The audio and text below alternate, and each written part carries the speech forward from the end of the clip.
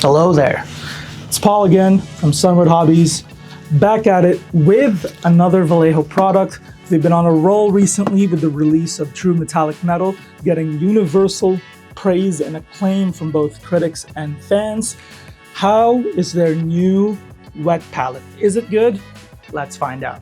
If you want to grab this and all the other products that we sell, please check out the website down below. It's a real-time inventory down below in the description. Also down below is the links to our social media. We're incredibly active in all of them.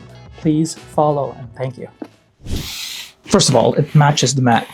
Great colorway. Great job, Vallejo. Secondly, we're going to be having 2 points of comparison. The first one is minor. It's not going to be a competition, though. If you guys are interested, maybe we can do a video like that in the future. Basically, first one would just be comparing how it's made specifically, like the build itself. We will be comparing it to its competition, which would be the AK Wet Palette, the orange one from 2 years ago, maybe 3, that one. So we're just gonna be comparing the build, see which one you guys prefer. Tell me in the comments down below, which would you like better.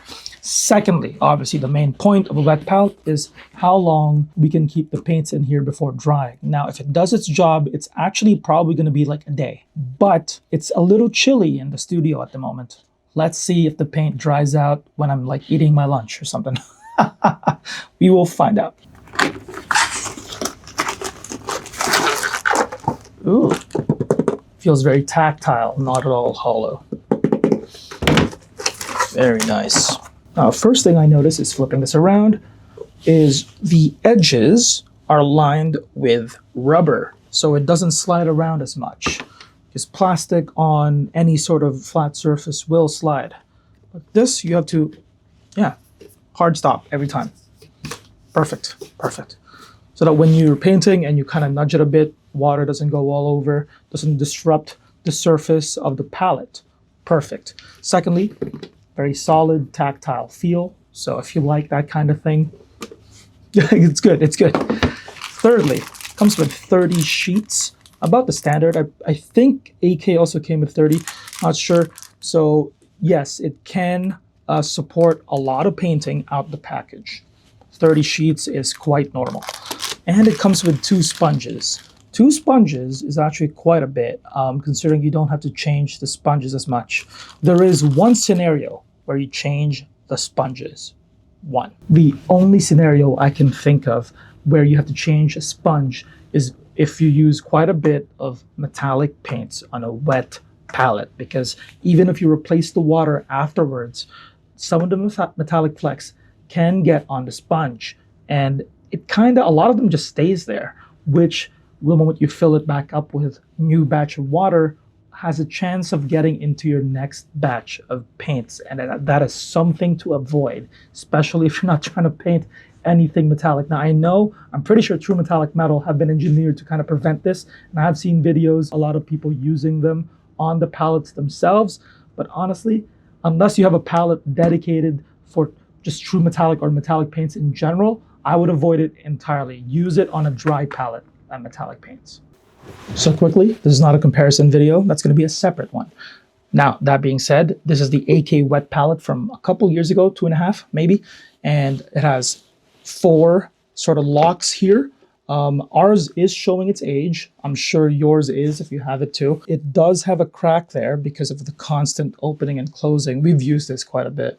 And yeah, at least this flap is only partially, oh no, it's not even fully closed. It's fully open, whereas the other ones are fully locked. So it's already kind of failed there. So there's 4 points of at least potential failure on this lid, and it's failing there already. So yeah, because of that crack there. Whereas this Vallejo one doesn't really have 4 points of failure. The only one I can think of is, see this ridge, that's how you open it.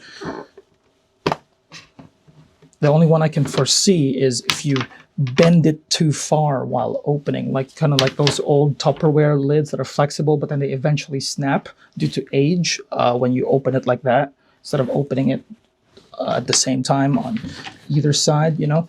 That's a tough one if it does happen, but it's very solid.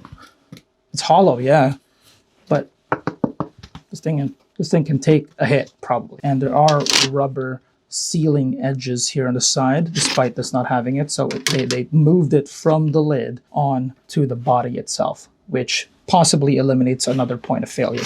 So my point is, which do I prefer? I think I prefer the traditional Tupperware design that Vallejo went with, rather than the lock and lock design that AK went with. But again, they're the same size. Actually, the Vallejo one's slightly bigger too. So I think they definitely learned from their company, the competition, and yeah, just made it a little bigger. And I'm assuming management didn't want the flaps too, so they got rid of it. I prefer this one. What do you guys think? Let me know in the comments. So there are two more features before we go into the actual demo here. This one is the Well palette, a dry palette that's included. Now, the AK one is the size of the palette itself. It's actually packaged inside. But this one is small, so you might be thinking that's underwhelming, and there's only 5 wells. But this one is magnetized. The sides of the palette. So this side right here and this side, the short sides, are magnetized, so you can flip them around. So they're not floating in water. You can use them alongside. So really, it's an all-in-one thing where you only have one palette. So the AK one, as nice as the massive palette was, you can really only use them only once at a time because of how much space it occupies, right? Imagine having 2 of these right here. That's a lot of space on your table. Whereas this one, it's just right there. You have your wets here, you have your metallics here, and it doesn't interfere with the wet palette, and it won't get on the sponge. Beautiful addition. And then the second thing is a travel-related seal. It's an elastic band, a thick one. And its purpose is to prevent it, or to prevent the palette from bursting when traveling.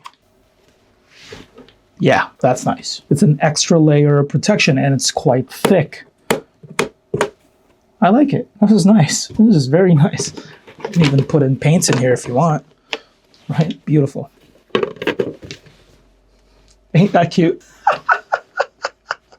So yes, for travel purposes, this is secure. I much prefer this over the locks, which over the course of years have now worn down. So the first layer is the sponge. Now the sponge itself will be the wettest thing in the palette. You want as little water in the container itself as possible. You just want it to be like a bit more than damp. Any excess water, like if there's a pool in here, like please remove it. That's not necessary. The sponge will do 99% of the wetness, the work. So please wring the water out. They actually outright say it, to wring the water out on the sponge right here. So pause if you want to read. So be right back. I will fill this up with water, or at least make the sponge wet. So I've filled it up, or I've let the sponge absorb water, and it is quite heavy now. But I've wringed out quite a bit. And honestly, I would wring out 80 to 90% of the water in the sponge. You want, again, most of the water to be on the sponge and not leaking into the container itself. Let the sponge do the work. Now, take your sheet. Make sure that the gloss side is facing up and the matte side is in contact with the sponge. And you just gently place it. There we go. That's it.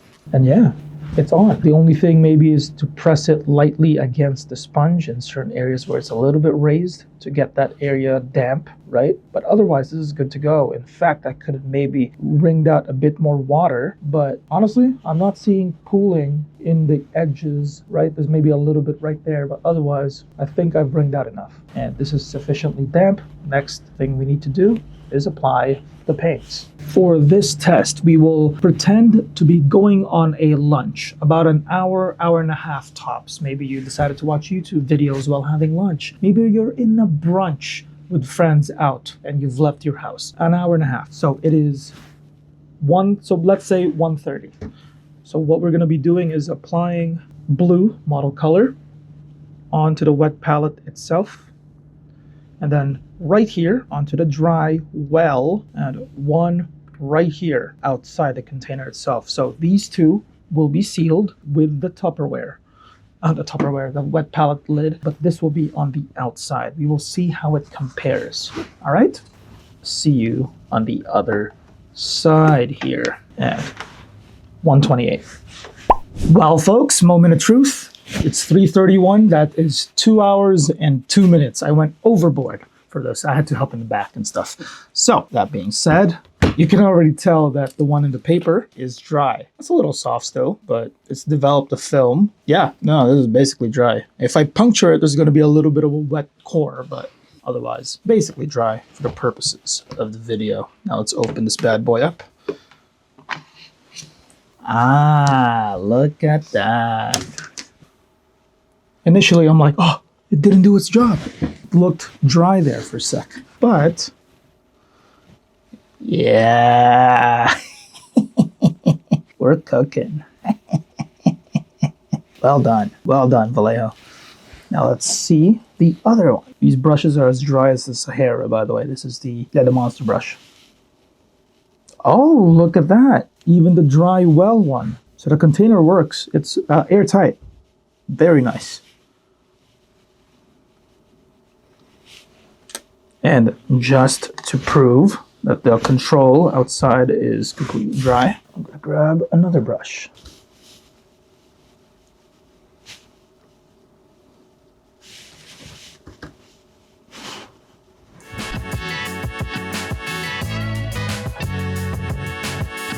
First of all, I'm just swirling it around in the background there. Secondly, I'm going to be painting the back of a Space Marine.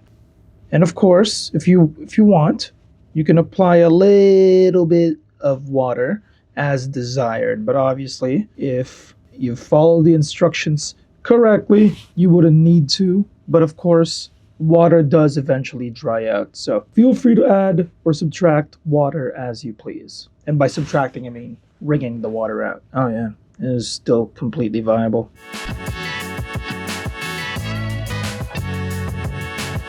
Yeah, no notes. 10 out of 10, Vallejo. 10 out of 10. Vallejo is still king, to be honest with you.